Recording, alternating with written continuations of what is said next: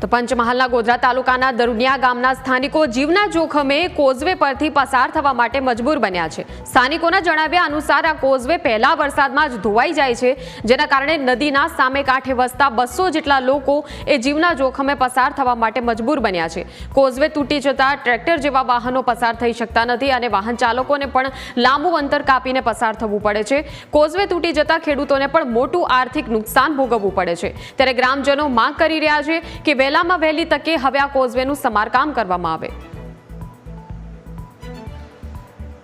અમારે આ પુલ 4 વર્ષથી તૂટેલો છે, રોકડા 4 વર્ષથી બનાવ્યા 5 વર્ષ થયા છે। અમારી જાતથી અમે પૂરીએ છે, પૂરીને જાય પણ આ સાલ અમારથી પૂરાઈ નહીં। અમારા છોકરા છે 20-25 ઘરો છે, અમારી સંખ્યા ઘરો 60-70-80 આવા જવા બહુ તકલીફ છે। બાઇકો અહીં પડે, બીજું ફરીને કઈ જવાનું 10 કિલોમીટર ફરીને આવવું પડે તો અવાય, એવી તકલીફ। તે રસ્તાનું ઠેકાણા નહીં હોય, એ છે અમારે। છોકરાને આવવા જવાની બહુ તકલીફ છે સાહેબ, આ સ્કૂલે ભણવા જવાનું। તમે હમણાં ક્યાં જઈને આવ્યા છો ને, હવે કઈ જાઓ છો ને શું માથે લીધું છે? ગોદરે ખાતર લેવા ગયેલી।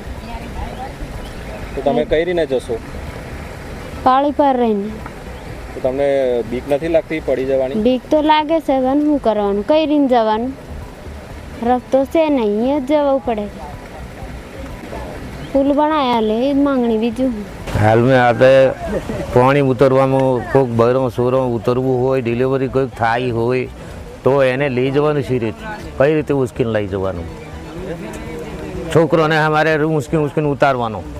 નાનો છોરો નિહાળ જાય, હવે સબાસપરામાં નિહાળ ગોધરા જાય, સબાસપરામાં જાય, એટલે છોરોને ઉશ્કેલ ઉતારવા હાથે હજુ ઠીક છે, આ તો ઊભા રહેવાય તો ઊભો રહેવાય આપણું, એટલું પાણી આવે છે।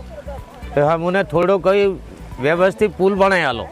ગોધરા તાલુકાના દરુનિયા ગામની એક વાસ્તવિકતા અલગ જ છે, જ્યાં દર ચોમાસે તકલીફ પડતી હોય છે। ત્યારે આપણે સીધા દ્રશ્યોમાં બતાવીશું। ચોમાસાના પહેલા વરસાદમાં જ આના જે કોઝવે છે તે ધોવાઈ ગયો હતો, જેના કારણે અહીંના જે લોકો છે તેમને ઘણી સમસ્યા થઈ રહી છે। આપ જોઈ શકો છો દ્રશ્યમાં કે કઈ રીતના જે એક મહિલા છે એક નાની બાળકીને લઈને કેવી રીતના અહીંયાથી એક સ્થળ પરથી નીકળી રહી છે, જે આપ જોઈ શકો છો। જે આ જે સંપૂર્ણપણે બ્રિજ છે તે તૂટી જવાથી અહીંના જે લોકો છે જે નદીની પેલી બાજુ રહેતા હોય છે, જે 40 થી 50 ઘર છે, તે લોકોને આ નાળું તૂટવાના કારણે પારિવારિક મુશ્કેલીનો સામનો કરવો પડ્યો છે।